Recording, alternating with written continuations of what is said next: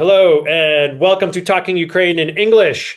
Today, our guest is Myhailo Wynnyckyj, originally from Canada, but he's been living for 23 years in Kyiv, Ukraine. And he is an associate professor at Kyiv-Mohyla Academy in Kyiv. He was the deputy minister of education for the last 2 years in Ukraine, responsible for the university system in Ukraine. He's also an author who has written Ukraine's Maidan, Russia's War, a chronicle and analysis of the Revolution of Dignity. He is well known for his blogs and posts on Facebook throughout these tumultuous times in Ukraine's history. And he's, I think, for a lot of the English-speaking world, you've been like a go-to for what's happening on the ground in Kyiv and articulating it in a very accessible and informative way. So I'm really excited to talk to you today, Myhailo. And I know you've recently published, co-authored a manifesto about the future of Ukraine and what a sustainable peace could look like. And I really want to dig into that a bit, like more specifically. But I think maybe let's start off with hearing a little bit about your backstory and how you came to Kyiv 23 years ago. How did you, and why you stayed? Yeah, Maybe okay. why you stayed. All right, yeah. Why I stayed, because actually the first trip to Kyiv was 1990, believe it or not. But yeah, first trip to Ukraine was 89. Oh Then there wow. was 1990.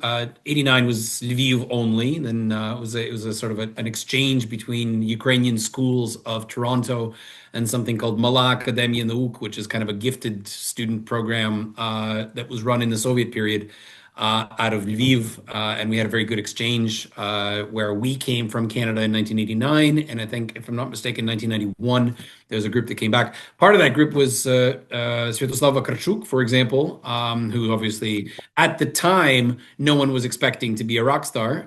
He was 16 when he came over, and when we met, actually, I think he was less than six. Anyway, it doesn't matter. The point is that it was a really interesting group of people. But that was a very, very, very long time ago.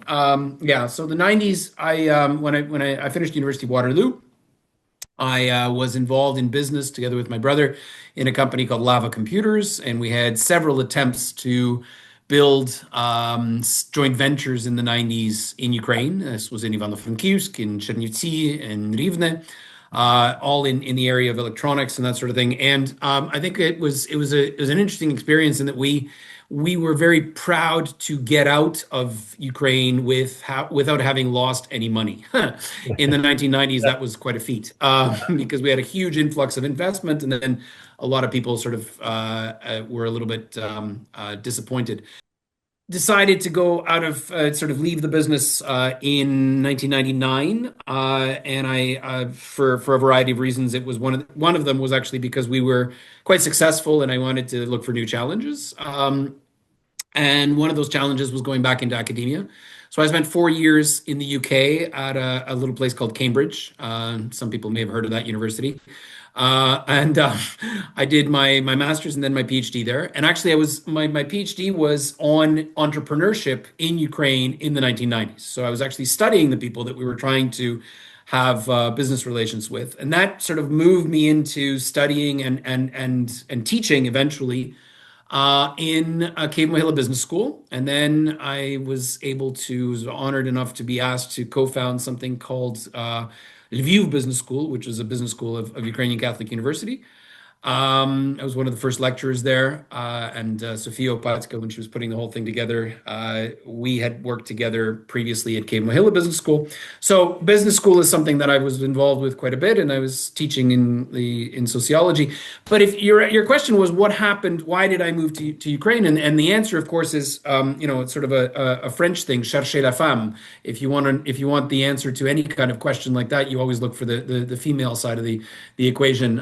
In 1998 in the US, I was traveling, and I was at a conference, and completely by accident, I met a lady by the name of Marta, and she was moving back in 1999 to Ukraine. She lived in Kyiv. Strangely enough, she's become the mother of our four children, accidentally, completely.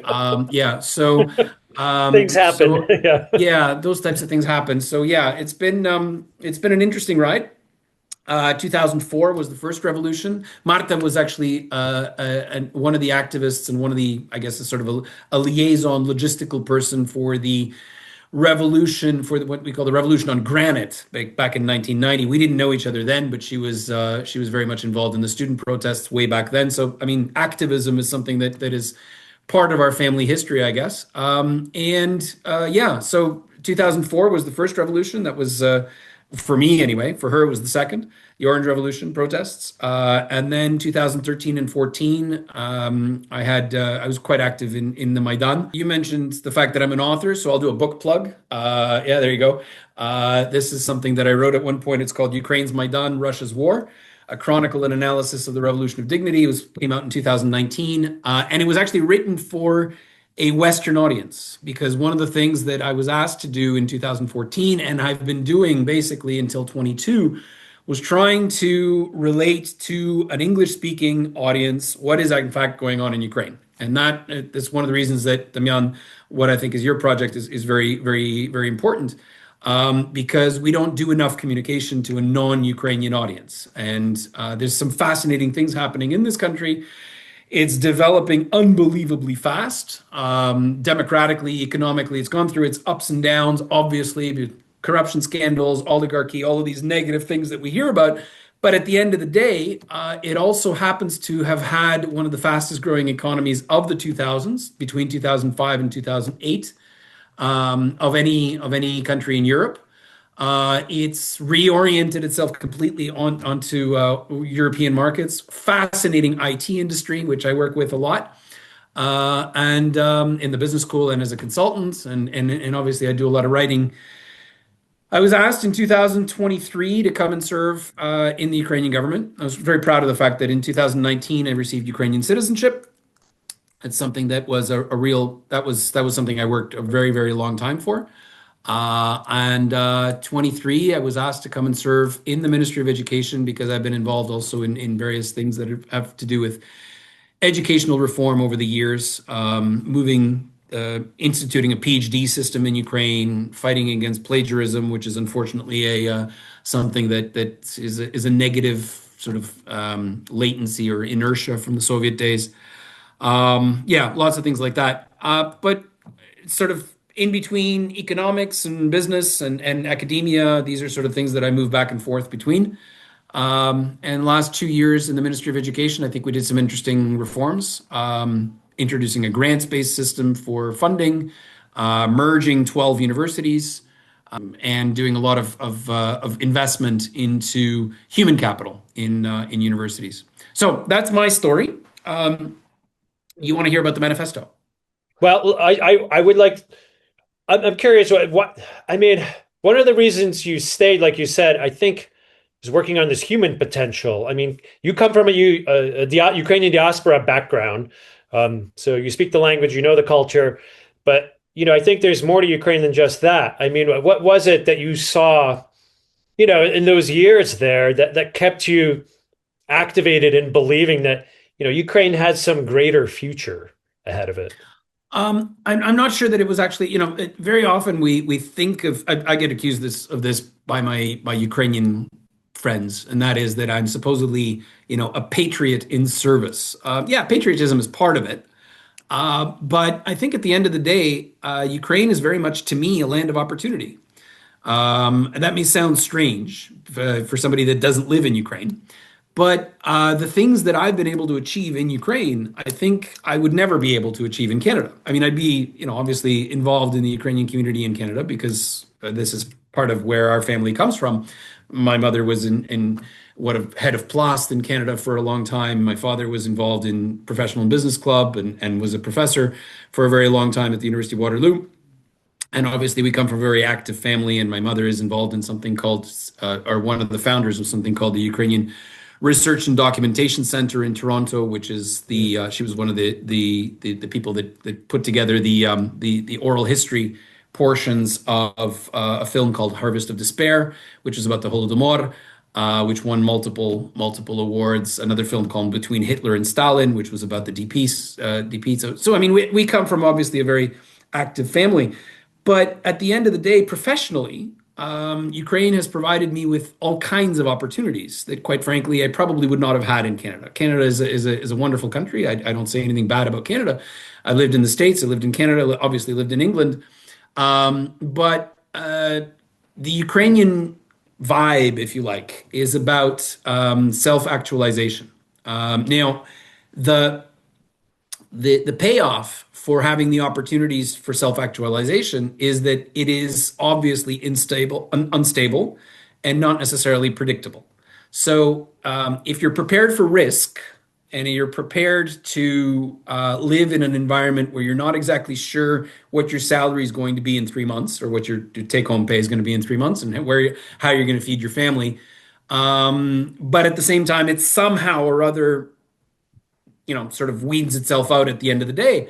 If you're prepared for that, it's providing you with all kinds of opportunities that, frankly, you wouldn't have in a more stable environment where you can plan in advance. So I think this is one of the things, this is one of the things that goes back to my early academic work. Entrepreneurs are people that are not risk averse and are people that are motivated by an ethic of achievement and self-actualization. I like to consider myself to be an entrepreneur. But that means that you are sometimes, sometimes things change very rapidly. And I've lived through two revolutions and a war. How many people can say that? And by the way, I've been an academic, I've been a deputy minister, I've consulted some of the largest and most interesting IT companies and banks and manufacturers and distribution companies in Eastern Europe. I happen to have a fantastic network of people that are friends, that are self-made. That life's good. Yeah. Yeah. And I thank Ukraine for that. So going back to 2022, when the war first started, Yep. you started writing, I guess, continuing a blog that you had written before, Thoughts from Kyiv, and sort of giving like a on the ground feeling, play by play, like here's what's going on in Kyiv. And I think it captured a lot of the resilience and determination that we know Ukrainians have to resist, but maybe other people who aren't as familiar with Ukraine don't. So why did you do that? And why? I mean, you could have left, right? You could have gotten your family out. You have four kids, Yep. and you have a Canadian passport, I imagine. So you could have left, but you decided to stay, and you started to take up sort of this mission, to inform people. Why did you do that? And I mean, what did you feel in those days? Well, look, the short answer is, look, Ukraine was under attack, and we were at home.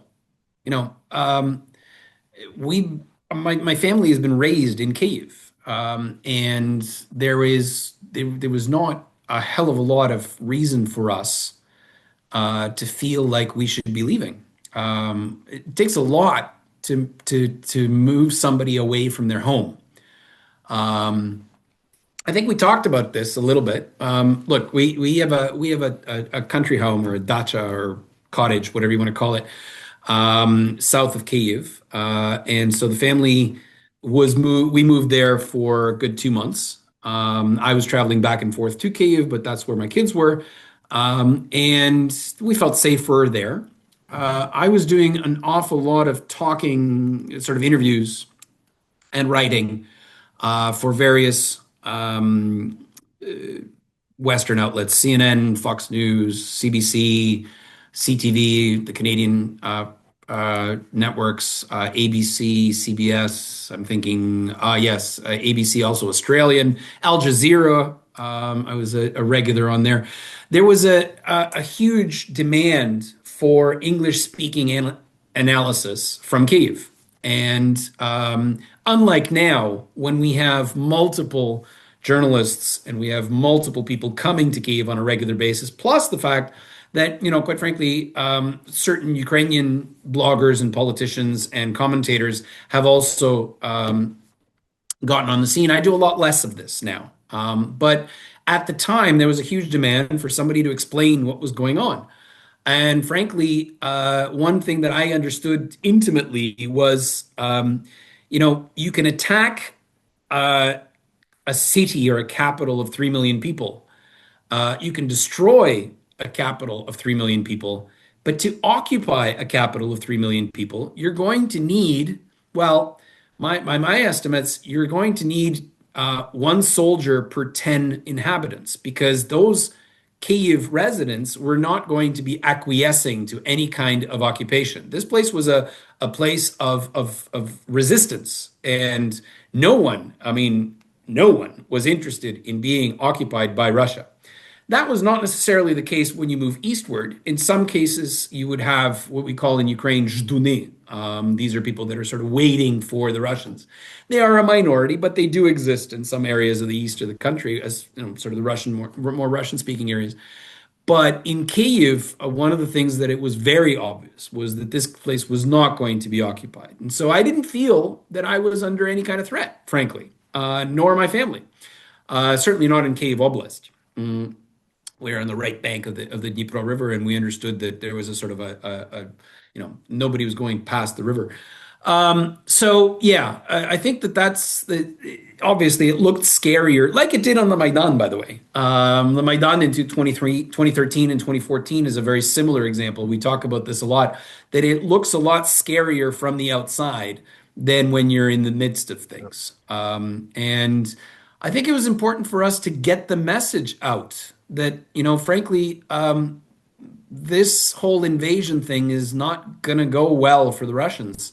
And we've got something that's fascinating that's happening on the ground, and this idea of resilience, and this idea of, I came up with in one of my blogs, turned out to be very popular. One of my blogs, I came up with this analogy. I was sitting at the cottage, actually, this was April or May. I have 3 beehives, as any Ukrainian cottage person would have. You would have beehives. This is a normal thing in Ukraine. It sounds strange for a Canadian and American, but I got into this because my late father-in-law left me a couple of beehives, and I got into that hobby. And I was watching the bees, and I'm sort of looking at it and saying, these are Ukrainians. This is the analogy that we're talking about. This is the metaphor. The bear has attacked our hive. And that's already a bad idea. If you've sort of looked at Winnie the Pooh, bears attacking beehives is a bad idea. And in addition to that, there was a lot of talk about Zelensky at the time, that everything was surfacing or circling around Zelensky. And I looked at Zelensky as being the queen bee. Okay, so it's a bad idea for the queen to die or for the queen to leave the hive, because then the hive sort of collapses. But as long as the queen is there, the bees tend to know what to do. Nobody's giving orders. There's no structure in what's going on, but the bees will generally know exactly what to do when they're being attacked, and making sure that the hive is going to continue its existence. And I came up with this metaphor of Ukraine as a beehive. And because it's not about Zelensky giving orders or commanding things. Frankly, I mean, up until 2022, he wasn't particularly popular, and he's not particularly popular at the moment. I mean, it's a scenario of, his popularity goes up and down. And like other wartime leaders, he tends to be more popular outside of the country than he is in the country. But it's extremely important for the hive to have its queen. So Zelensky is the queen. In other words, he's the president. He has to be there. But what is fascinating to me is the amount of sort of bottom-up activism that we're seeing. And the resilience is about, groups of 20, 30 men, usually, getting together, finding some weaponry, and going out hunting for Russians. That was what the first couple of months were all about. And, we forget 3.5 years later that, Ukrainian farmers were using their tractors to pull Russian tanks out of their farms. In other words, from the Russian perspective, it was a disaster. This was a country that was supposedly having the second largest army in the world, but they had their asses kicked by a bunch of, ragtag, frankly, resistance. Not ragtag. I mean, we were certainly very well organized, but it wasn't a top-down organization. It was a bottom-up thing. And as someone who's studied sociology, I found that to be absolutely fascinating. And I was commenting on it. And this sort of the beehive metaphor became pretty popular.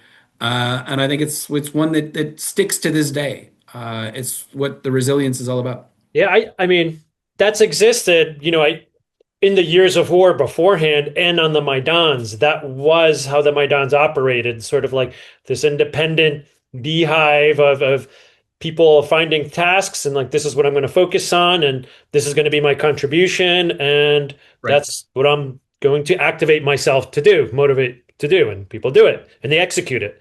And sort of, that's existed at least in this like newly independent Ukraine.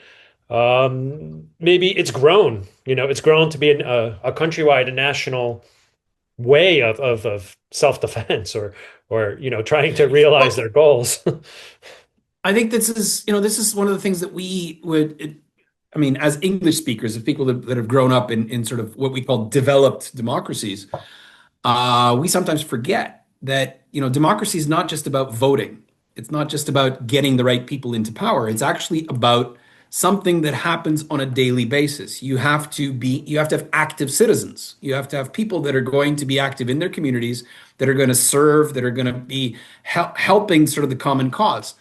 And I mean, certainly, I don't know, in the last little while since the Trump election and since various changes that have happened in the European countries, politically, one gets the impression that in the developed democracies, people have forgotten about their own role as not just as voters, but as citizens.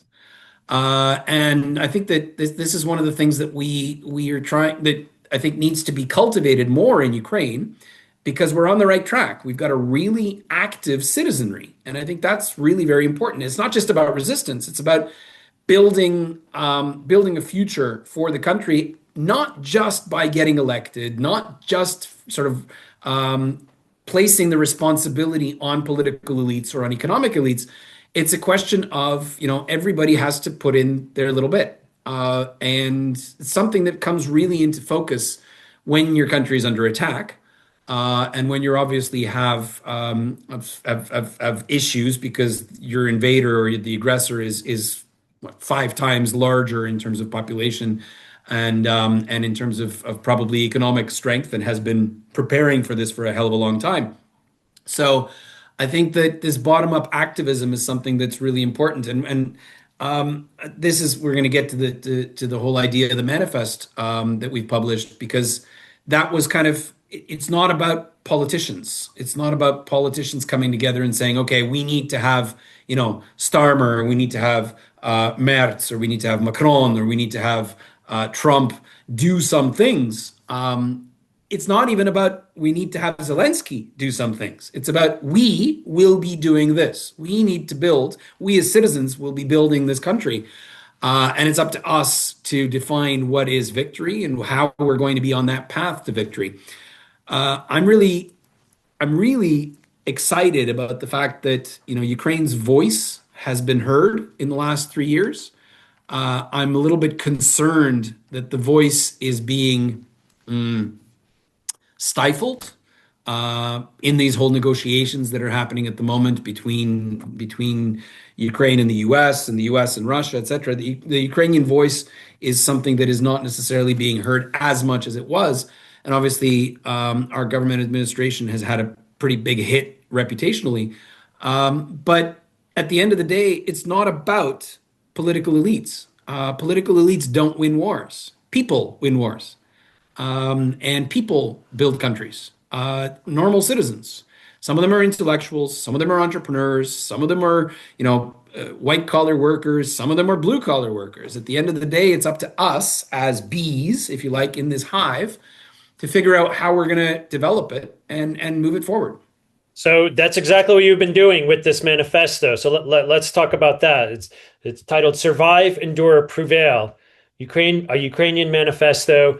There's several co-authors and supporters, including names that, if you follow Ukraine, like Serhiy Prytula, Serhiy Sternenko, Maria Berlinska, Serhiy Zhadan, and a lot of others in academic, intellectual circles. So if you want to find this manifesto, where can people find it if they want to read it for this? Well, It's available in English and Ukrainian, correct? yeah, the original is in Ukrainian, obviously. I did the translation into English.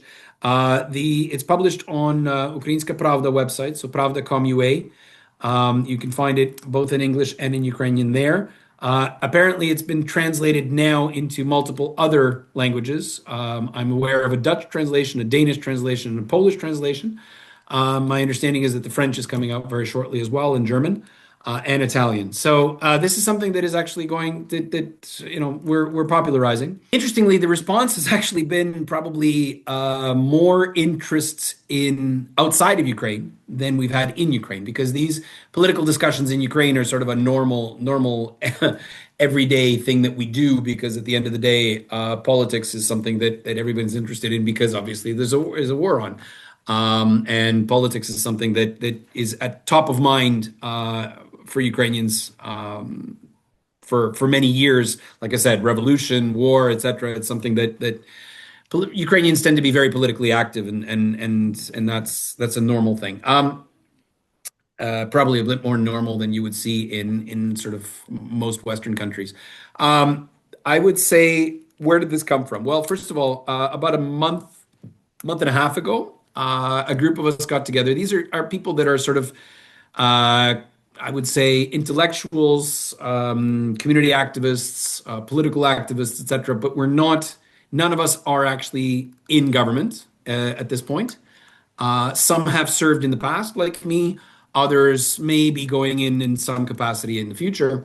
The main organizers of this were two people, a fellow by the name of Valery Pekar, who is a very, very popular blogger, who's also someone who's political activist from Maidan days. He had something called the Nova Krajina, or New Country initiative, that he founded. He's also a businessman, and I'm proud to say that he's a former student of mine in the business school, although he's actually a couple years older than I am. But the other person is actually a very, very, very well-known academic by the name of Yaroslav Hrtsak.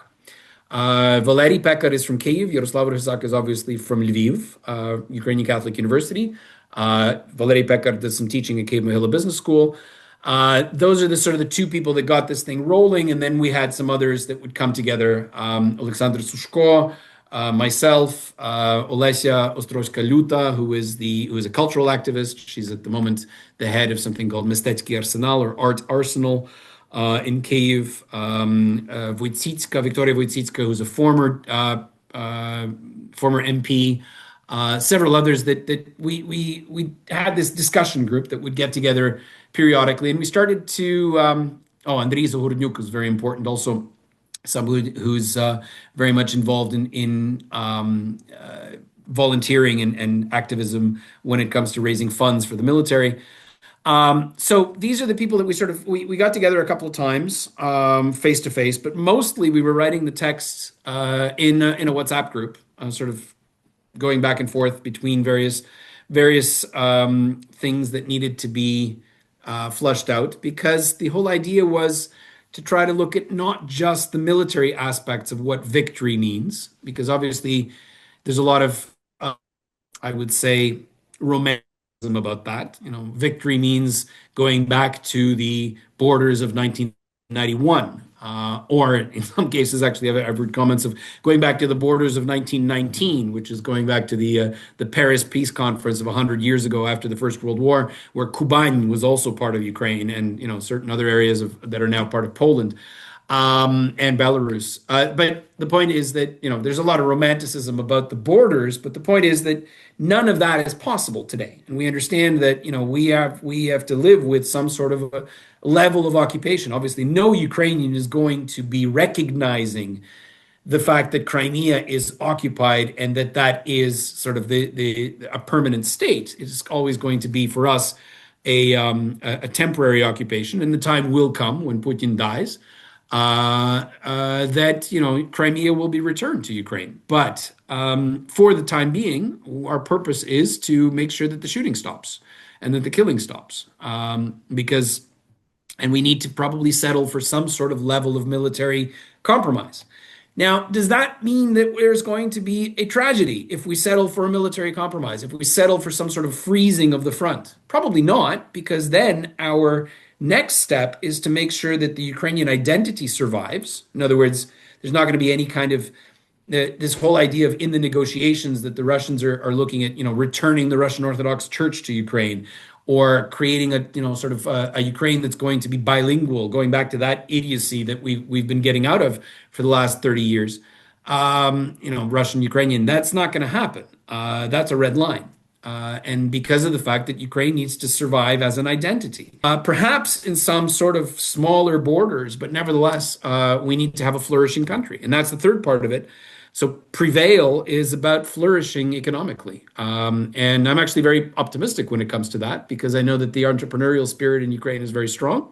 And I think it's extremely important that we maintain our voice internationally, because frankly, we are going to need some investment to rebuild the country. And that needs to come from either seized Russian assets, or perhaps European structural funds, because becoming part of the European Union is something that's very important.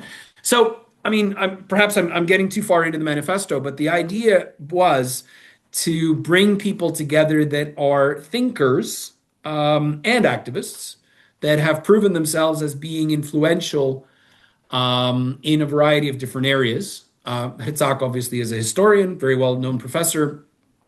Valery Pekat is an entrepreneur, blogger, also a political activist after the Maidan. I was involved in various things in education. Someone else is involved in military. Third person is involved in politics as an MP. So, I mean, and culture, all of these things coming together as a working group, and creating not necessarily a vision, because that's a big word, but having an idea of, what is it that we're going to settle for, and most importantly, why are we prepared to settle for something that's a little less than full victory, in order to understand, where the country's moving over the next 5, 10 years.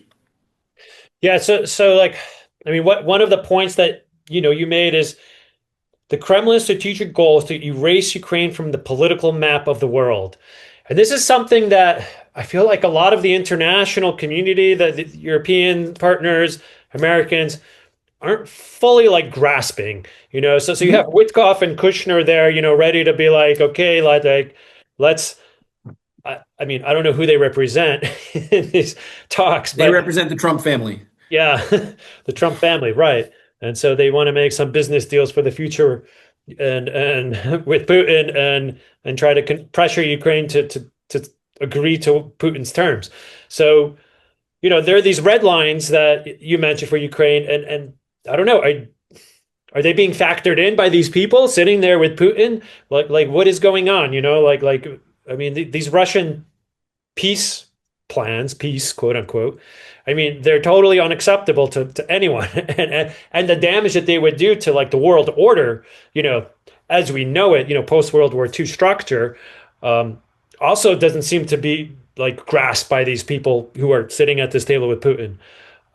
So I guess I'm not sure what my question is to you. I'm just sort of I like understand your question. Your question is about identity. Your question is why are we insisting on the fact that the Ukrainian identity is something that Russians want to get rid of? And there's a misconception in the West very often that war is about territory.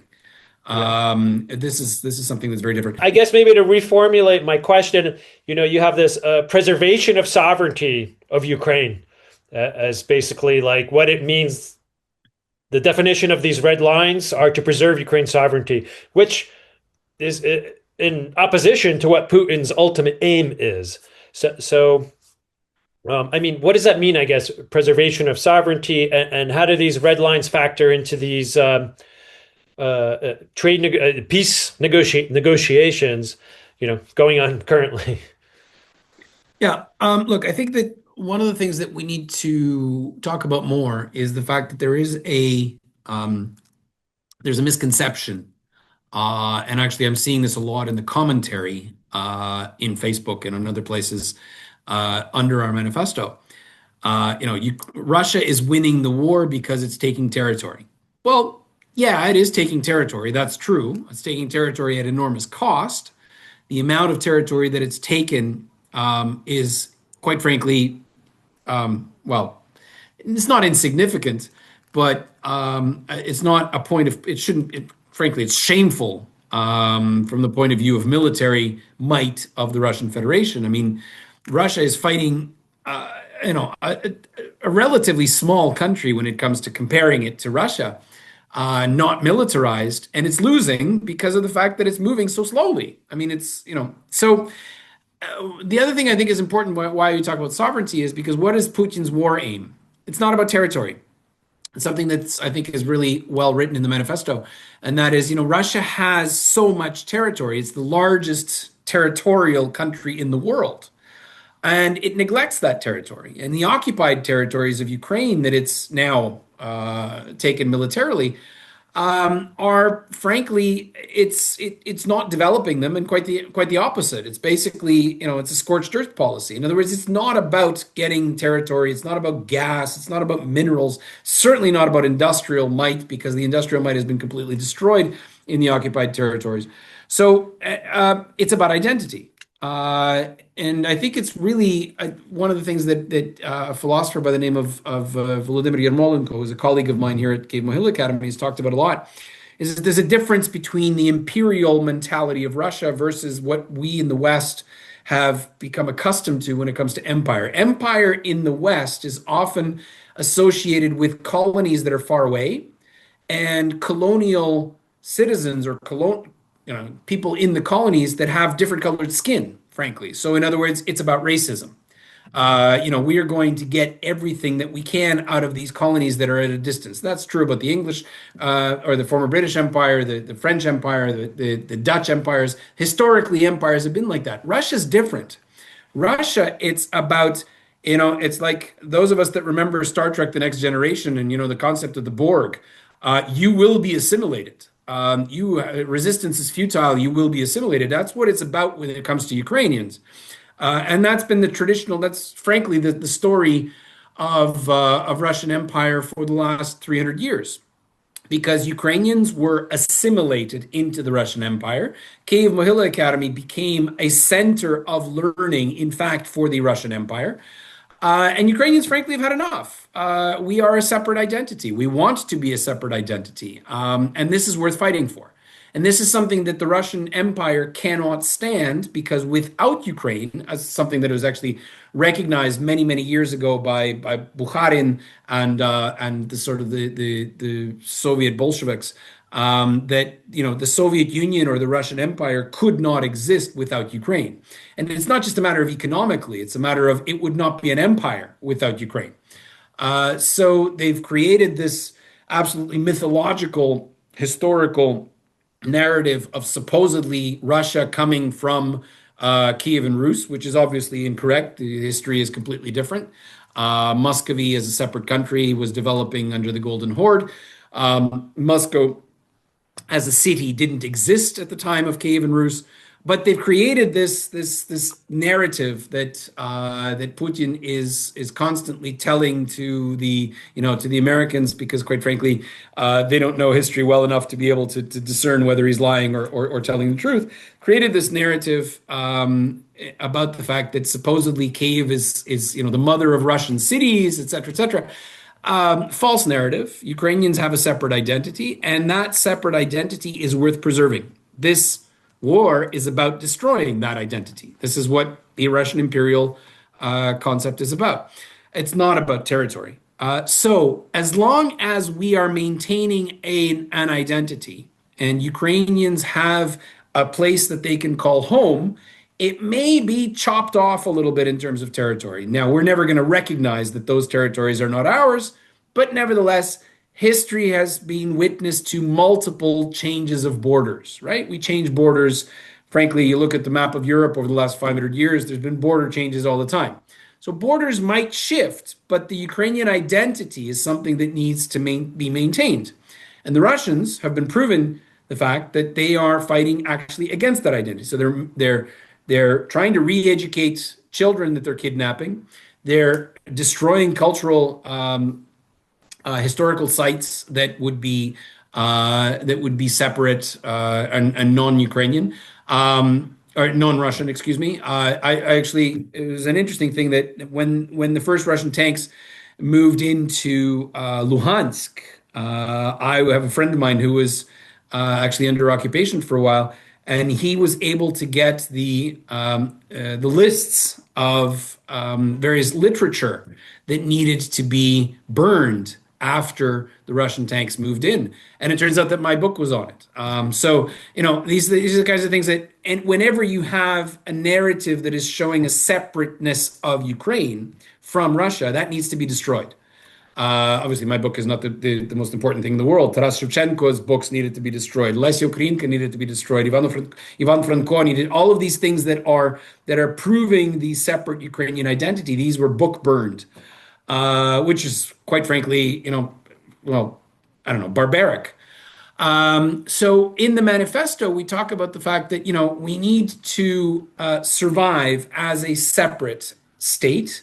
We need to endure a certain period of time when that is going to be perhaps in smaller borders, but we need to prevail and that means to develop that as being a showcase, frankly, because eventually things will change in Russia. And when they change in Russia, it's not going to happen soon, but Putin is not going to live forever. And frankly, I am personally very skeptical of the fact that the Russian regime is something that is going to outlast Putin. So, if I were sitting in a position of decision making somewhere in the White House, or in some European capital, I would be thinking of how do we get rid of this Hitlerite dictator, because if we don't get rid of him, it'll end badly for all of us. Well, I mean, that's been my thought, is the way to that really end this war and like achieve, this maximum victory that you're talking about here is for the Putin to no longer be the head of Russia. Because it seems as long as he is in control, that he has made it his personal mission to sacrifice whatever is necessary, on behalf of the Russian state to try to destroy Ukraine. You'll burn Russia down in the process, if he has to. I mean, that's what it seems like to me. So yeah, And I think you're absolutely correct. But at the end of the day, things we need to realize it.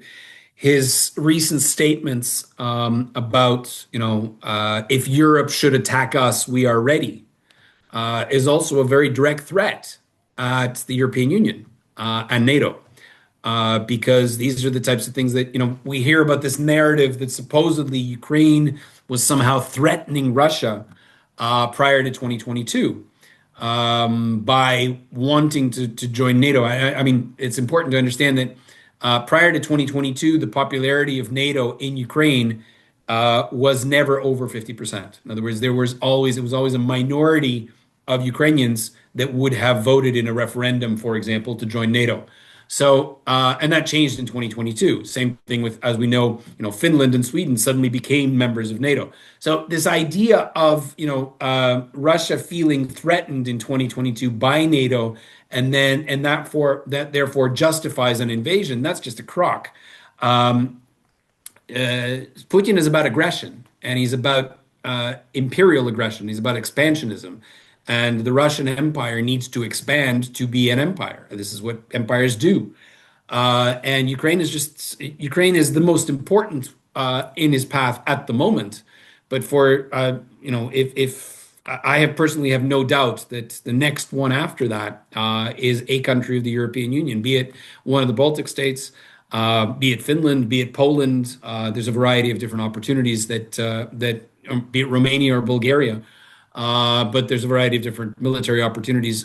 He needs to have expansionism in order to maintain power within the country, and in order to maintain this narrative of the great Russian state that is constantly, supposedly expanding its civilizational mission throughout the world. The civilizational mission is pretty sad and evil, quite frankly, after being in Bucha and seeing what happened in Izum and Mariupol. I can attest to the fact that it is an evil mission, but nevertheless, it's expansionist. So you also use this word minimum victory. Yeah. What does that mean, and how does it play into the context of the reality we're in now? Like, maybe in the next few months, in the next year, is this concept something that talk about it, but is it something that putting it out there in the manifesto? Is it something that's in the dialogue within Ukrainian society? Has it helped to enter this dialogue outside of Ukraine? What does it mean? And is it having some sort of role in the way people talk about Ukraine and what a cessation of hostilities might seem like? Yeah, I think I think that's part of what we're facing at the moment. Look, 3.5 years of war. In June of next year, this war will have lasted as long as the First World War.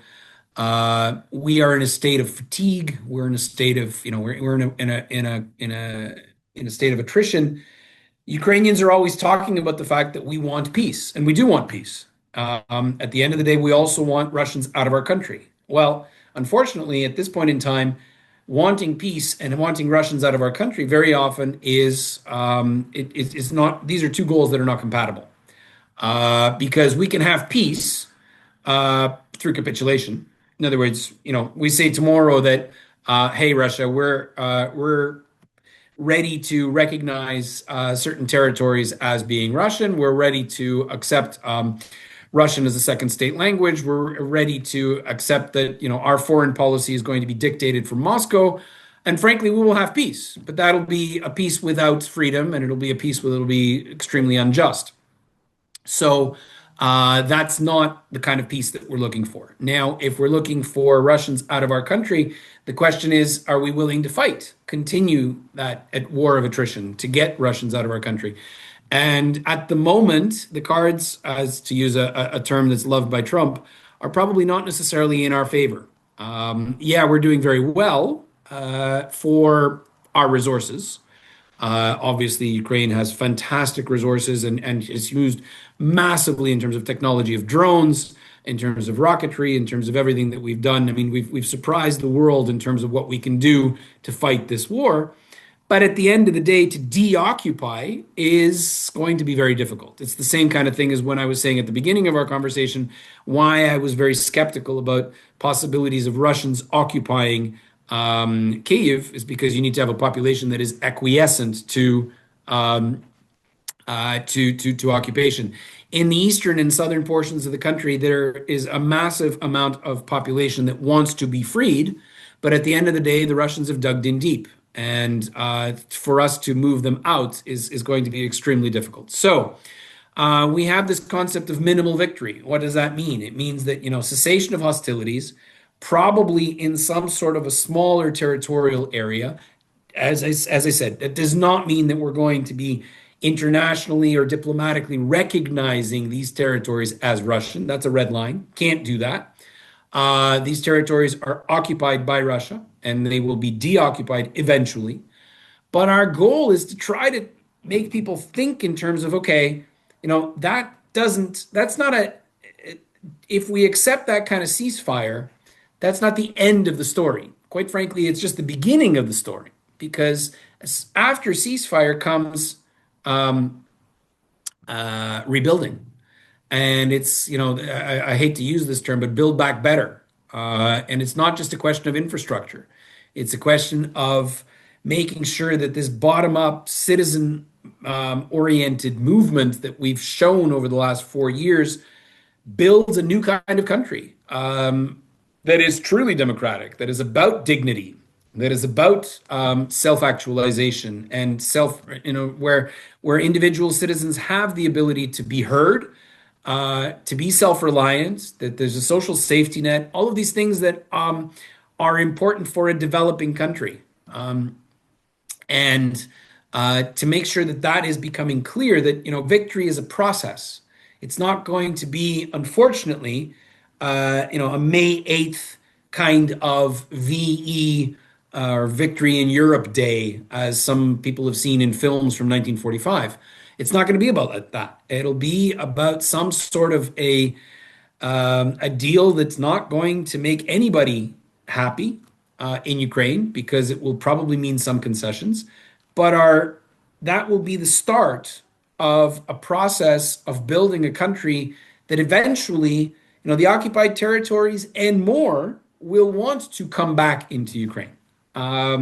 We've seen this type of thing happen in South Korea. We've seen this type of thing happen in West Germany, where over time, these countries have developed, even though a portion of their territories have not been in control of their governments. And I think that that was really what the manifesto was about. As long as we're maintaining identity, as long as we have a Ukrainian home, the next step in that is going to be to develop that home into something that is a real showcase for the world, economically, socially, culturally, all of these things that, frankly, I think Ukrainians are good at and deserve. Absolutely. But the reality is that, Trump's, not Trump, sorry, Putin's demands for this type of cessation of hostilities or ceasefire um, aren't realistic. It's not something that Ukraine can accept. There seems to be, I mean, so far removed that the most likely outcome seems that things are just going to continue as they are, and the U.S. may take a step back, or maybe maybe Trump will be convinced to step forward. I don't know, but if the U.S. steps back more from the process, disengages from the process, disengages from supporting Ukraine. Um, can Ukraine continue on with Europe, Yeah, supporting it? yeah, it can. At the end of the day, one of the things that we've surprised a lot of people with is our resilience. And, Russian forces are moving forward. They're biting away a meter at a time, or a kilometer at a time, a village at a time. You don't occupy a country of 600,000 kilometers, square kilometers, in that kind of tempo. So can we resist? Yes, of course we can resist. Is it going to be easy? Of course not. Am I optimistic over the next 2, 3 months? No. It's going to be a very difficult winter. But at the end of the day, I think that the point of the manifesto also was that, in Western circles, we often think that this war, or the ending of this war, somehow depends on Trump, or somehow depends on Europe. Ukrainians have proven that, with a little help from our friends, it's our war to win. We're the ones that have our boys killed. We're the ones that are mobilizing. We're the ones that are donating. We're the ones that are, living in a blackout situation. I'm looking out my window at the moment here in Kyiv, and the street lights are still on, but the all of the lights in the apartment buildings are dark.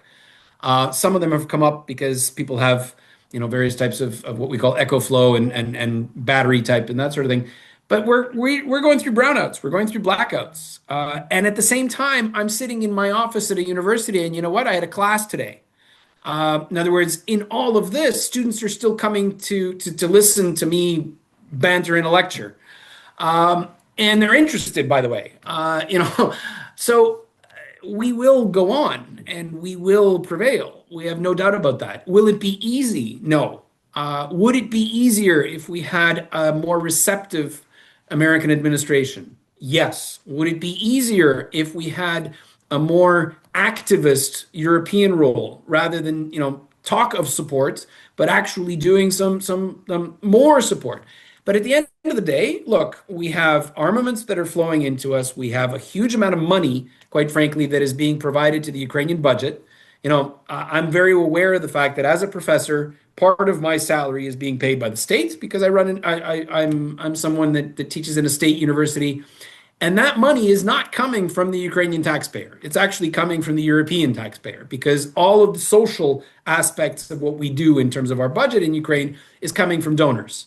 So, at the end of the day, we are receiving some support. Could it be more? Of course, it could be more. If it were more, would we end the war faster? Yes, of course. But reality is what it is. And I think one of the things that we were trying to get across in the manifesto was also is, we are prepared as Ukrainians to be heard, to have this agency that we are projecting into the world, and also to take responsibility for ourselves. In that kind of an environment, I think it's important for us to be heard, and we kind of, I don't want to say deserve to be helped. I don't think anybody deserves to be helped, but there's a story here that, it's in your interests, our dear Europeans, our dear North Americans, our dear Australians, Japanese, whatever, countries of the free world. it is in your interest to have a prosperous Ukraine. Um, Frankly, we've proven that we can do it. So once in a while, we need some help from our friends.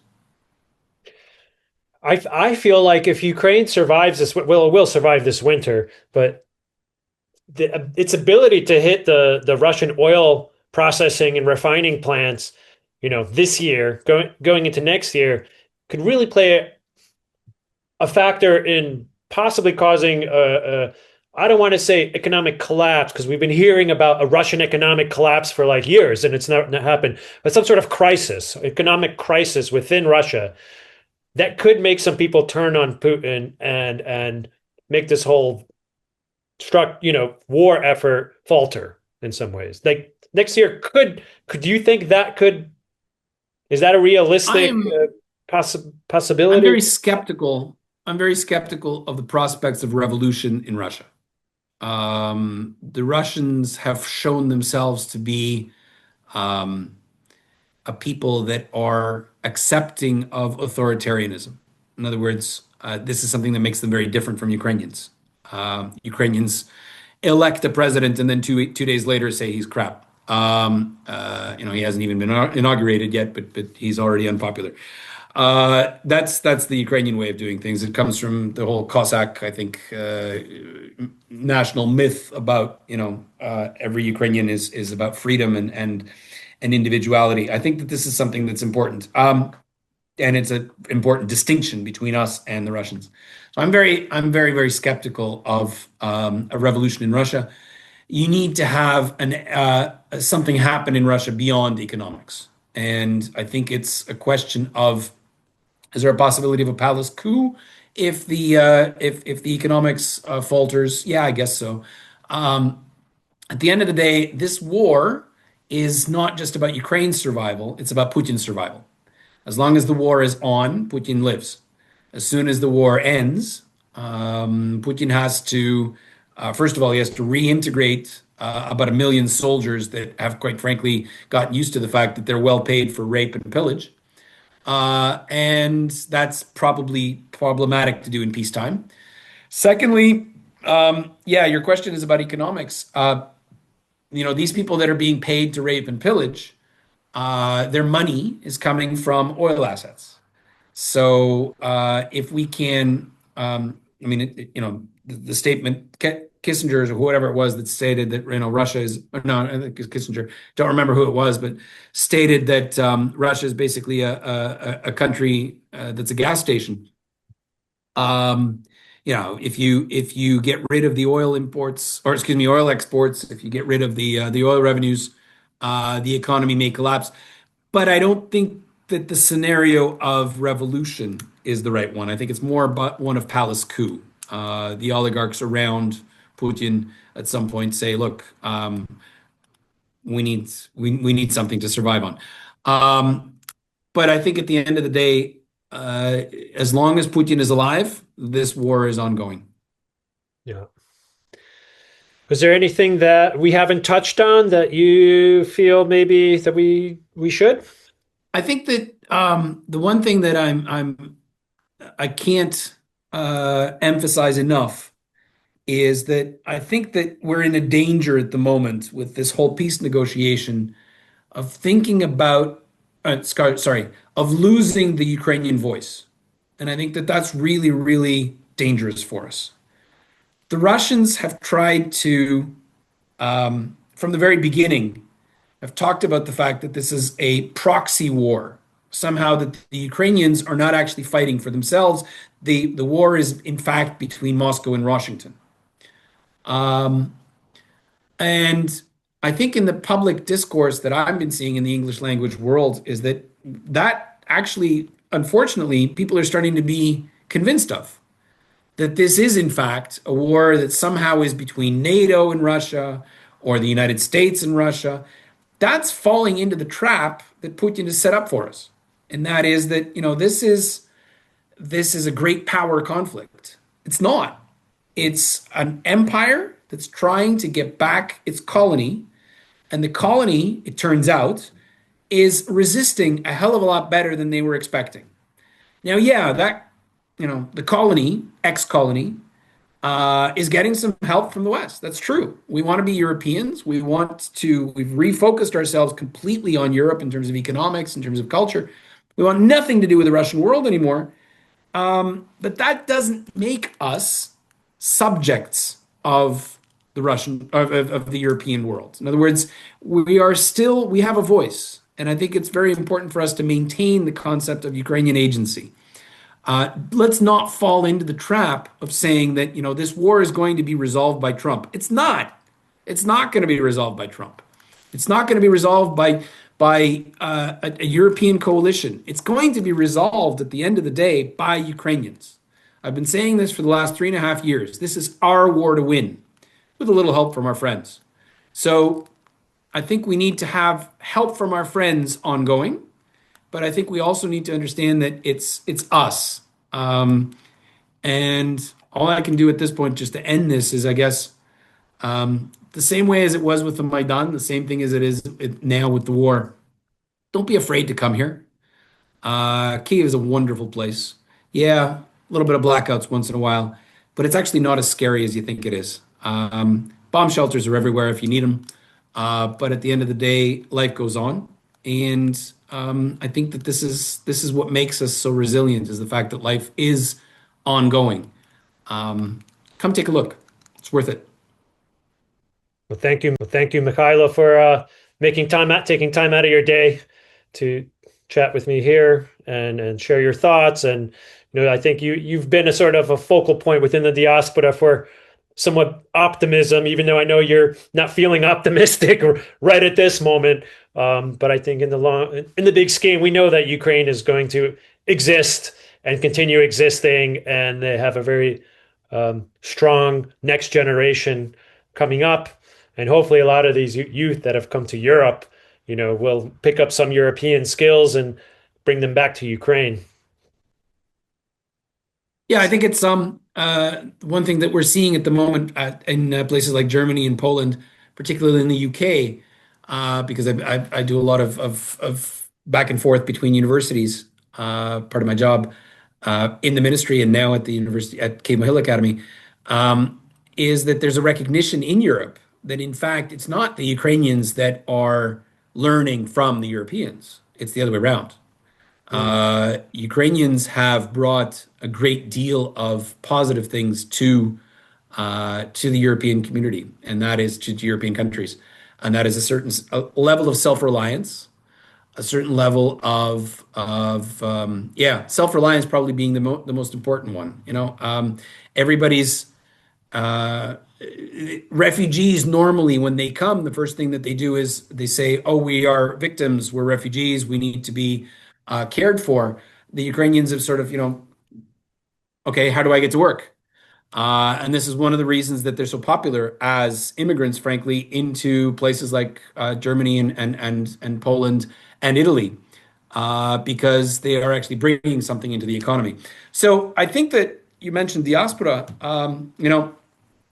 I don't think it's going to be that big of a tragedy if a certain number of Ukrainian emigres or refugees at this point stays in those countries. Well, they One of the certainly reasons that will. Yeah, there's yeah, certainly be a percentage that will and a percentage that will come back. and I think that it's not a tragedy. One of the reasons that we're doing well in this war, frankly, is because we have a global diaspora, and we are one of the few nations on this planet that is a global nation. And I think that's something that we need to be proud of. Ukrainians are Ukrainian, whether they are Ukrainian Canadian, Ukrainian American, Ukrainian Australian. Today we have Ukrainian Arab, Ukrainian Egyptian, Ukrainian Turkish. I think these are all very interesting combinations. And as people from the diaspora, we obviously make contributions to the cultures and to the economies and to the countries that we live in. Some of us have roots in both places, and we contribute to both countries. And I think that that's something that makes us unique. Very few nations or ethnicities that are like that. Obviously, the first one that comes to mind are Jews and Israelis. And I think that that's really a kind of an interesting future for us. Israel is home for the global community of Jews. Ukraine is home for a global community of Ukrainians, Yeah. and that community will be global for a very long time to come. That's our strength, and I think we need to foster that. Yeah. That's a very valid point. Yeah. All right. Well, I mean, there's so many topics I could talk to you about, but we gotta cut it at some point. Thanks, Demian, for having me. It's much appreciated, and thank you for the support, and thank you for everything that you do. Frankly, getting a message out in English is obviously challenging, and you have a viewership that's important. So thank you. Yeah, there's a certain niche I think that follows this, but I would, you always wish it was bigger, but even documenting these conversations at this moment in time in history, I think is important also. And I have this idea of maybe even making some sort of project from all these interviews, like editing Yep. them together and to Yep. make like a cohesive, different piece, longer piece to sort of, yeah, I think that could be interesting. So, Cool. yeah, well, thank you for everything you do. Let's keep trying to find reasons to be optimistic. We just got to I mean, We this will. this Trump fucking thing. It's just like so annoying as an American. Just that this is going on and these people voted for this. I mean, like, so No comments from me on that one. discouraging. For us in Ukraine, after the whole White House or Oval Office thing that happened with Zelensky, JD Vance is a real problematic figure because we understand. I think everybody, or not everybody, but I think that there's a lot of press about I don't know how to deal with Donald Trump, and quite frankly, Volodymyr Zelensky has been very good at building back a relationship with Donald Trump, even though Trump certainly still remembers the first impeachment that he had in his first term, and that the phone call that was supposedly at the basis of that, and all of these things. But the provocation that came from the vice president, I think, is something that was really not expected, and frankly, it's one of these devil you know, devil you don't know kind of concepts. In other words, Right. devil you know is better. We know how to deal with the Trump administration today, and frankly, I think that we have a lot of positive signs coming from Marco Rubio at the moment as Secretary of State, who's clearly understanding a little bit more the diplomatic landscape, or at least what we're hearing from the press anyway. But these are the realities that we need to deal with, and frankly, I think we've got some really good people that we are dealing with. As long as we're maintaining the fact that no deals about Ukraine without Ukraine, as long as that principle is part of whatever deal making is happening, I think we'll be okay. Yeah. All right. It's a complicated situation, but no one's going to stop the Ukrainians from fighting other than the Ukrainians, And I ultimately. think that one of the things that we're seeing, look, we mentioned this in the manifesto. I remind people that in 2022, 2023, one of the major things that was talked about was the grain export corridor. Hey, grain is exporting out of Ukraine for the last 2 years because of the fact that we've got this technological advantage called sea drones. No one was expecting the spider web operation that was done by the Ukrainian security services, where suddenly, out of the tops of these trucks came FPV drones and attacked the Russian air bases well inside the Russian Federation, like thousands of kilometers, thousands of miles from the Ukrainian border. These are some of the technological things that have been done, quite frankly, that are just absolutely, astounding.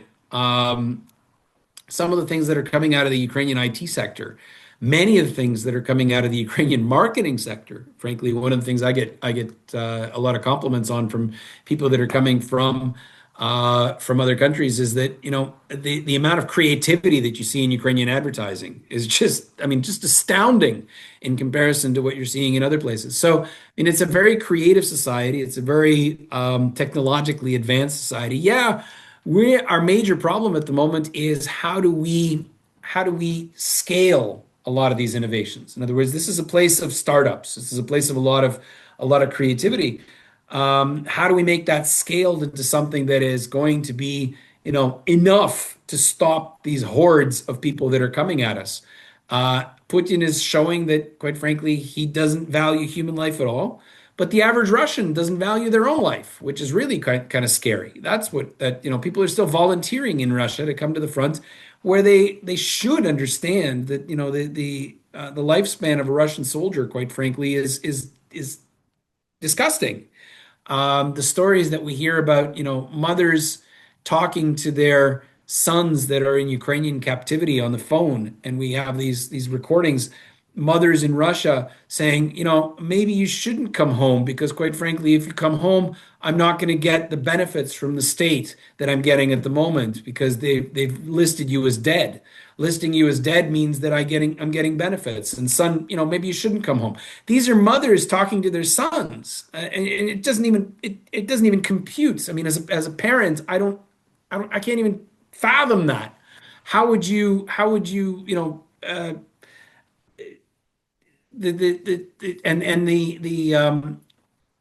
the benefits that they're getting from the state are the equivalent of basically buying a car. So you're selling your son for a car, and a mother is doing that. That just doesn't even how do you get that into your head? And I'm not even talking about the atrocities that we saw at the beginning of the war in places like Bucha and Izum. Mariupol, the estimates are 80,000 dead. We still need to go through the scale of the catastrophe that was Mariupol. But I think that the important thing for us is also that the narrative is not one of victims. Okay, we've been very good at creating a victim narrative, and frankly, I think one of the things that we tried to get across in the manifesto was that look, we are a mature, resilient nation, European nation that wants to prosper. And I think it's not just a question of survival. I think we need to move the dial a little bit towards the question of survival is not enough. Survival is the minimum. But once we survive, the question is prevail. And prevail for us means being very, very prosperous. So, your statement was, I'm not necessarily optimistic. Well, I'm not optimistic for 2 months, but I'm very optimistic for what the prospects are for 2, 3, 4, 5, 10 years down the line. I just posted actually on my Facebook page a lengthy quote from a very good friend of mine who's a professor at Oxford, who's done a really dry economic analysis, and it's showing that in 10 years after the recovery begins, post-war reconstruction, Ukraine has the ability to become sort of the European tiger, if you like. In other words, we're looking at GDP growth of between 9 and 13% per year, based on multipliers that we're seeing. So, I mean, that's just outlandish. I mean, so I can be extremely optimistic. And one of the reasons that, as a father of 4 kids, all of them are in school here. I got 3 students in the house and 3 university students, and one who's just finishing high school.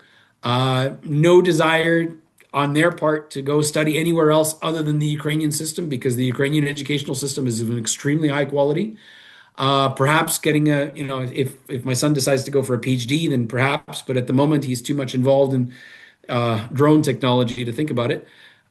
So, these are all very optimistic things that we are definitely going to be achieving in some time ahead.